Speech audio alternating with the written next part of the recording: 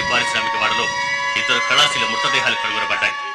హంతకుల ఆచూకీ ఇంకా తెలియరాలేదని పోలీసు వర్గాలు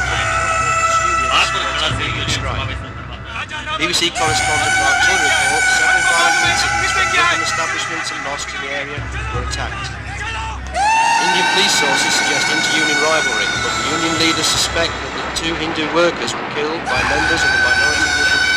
खेल में शांति बनाए रखें और ऐसी घटना की पुनरावृत्ति न हो.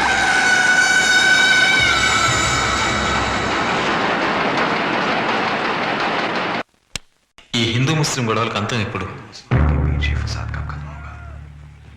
ये सवाल आप हमसे क्यों पूछ रहे हैं? ఈ ప్రశ్న ఎందుకు నన్ను అడుగుతారు?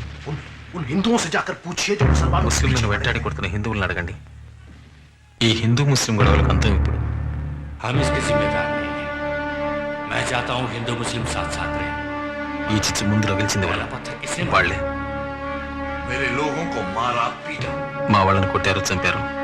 ఇక మాలో సహనం చచ్చిపోయింది. हम चुप नहीं रहेंगे. మేము సహించాం. ये तबाही शुरू किसने? అసలే ఉన్మాదానికి కారకులు ఎవరు? బాబరీ మసీదుని పగలగొట్టింది ఎవరు? अगर ये बात सच है कि मेरे लोगों ने బాబరీ మసీదుని పగలగొట్టింది మా వాళ్ళే అయితే गर्व है मुझे. దానికి నేను గర్విస్తాను. आज एक मुसलमान की हिफाजत ఇక్కడ ముస్లింలకు రక్షణ కల్పించడానికి ఎవరు లేరు. यतीम है. మేము అనవసరం. हमें अपनी हिफाजत అందుకే మమ్మల్ని మేమే రక్షించుకోవాలి. ఒక్కొక్క ముస్లిం ఇంట్లో జరబడి అరాచకం చేస్తున్నారు. अगर इस माहौल ఇక में ఇక్కడ ఉండాలంటే మా చేతిలో ఆయుధాలు ఉండక తప్పదు. और बातें तो छोड़.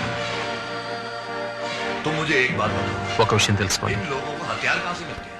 అసలు వీళ్ళకి ఆయుధాలు ఎక్కడి నుంచి వస్తున్నాయి? वहीं से ना. అక్కడి నుంచేగా.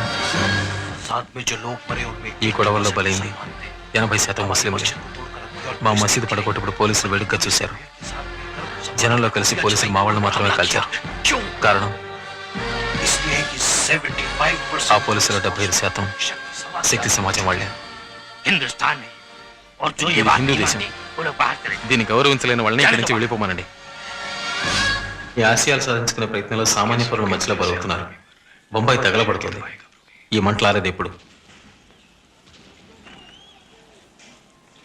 మీ ఆశయాలు సాధించుకునే ప్రయత్నంలో సామాన్య పౌరుల మధ్యలో బలుగుతున్నారు. బొంబాయి తగలబడుతుంది. ఈ మంటలారేది ఎప్పుడు?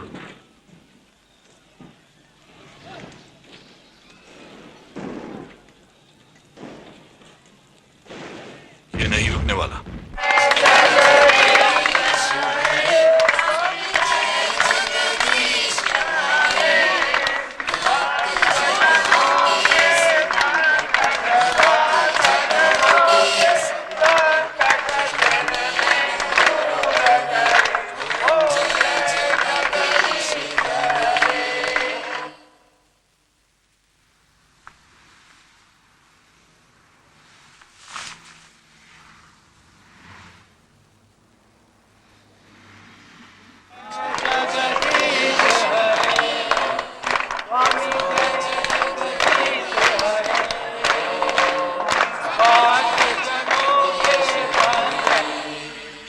అప్పుడు ఆ రాక్షసుడు ఏం చేశాడంటే 4 తాడి చెట్లంత ఎత్తుకు పెరిగాడు.